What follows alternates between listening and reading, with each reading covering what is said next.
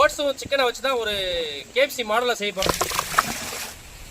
மாவு போட்டுக்கலாம், மைதா போட்டுக்கலாம், கரம் மசாலா போட்டுக்கலாம், மிளகுத்தூள் போட்டு, சோம்புத்தூள், மஞ்சத்தூள், இஞ்சி பூண்டு பேஸ்ட் தேவையா. நம்ம முட்டையை உடைச்சி எல்லாத்தையும் போட்டு மிக்ஸ் பண்ணிக்கலாம்.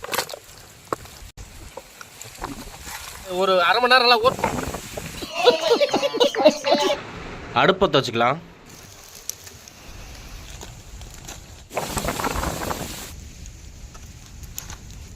இந்த மாதிரி எல்லாத்தையுமே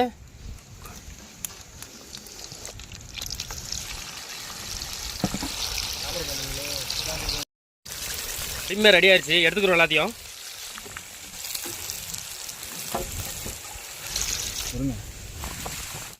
என்ன இது மொறு மொறு மொறுன்னு இருக்குங்க. நல்லா வெந்திருக்கு. வேற லெவலில் இருக்குங்க பாருங்க.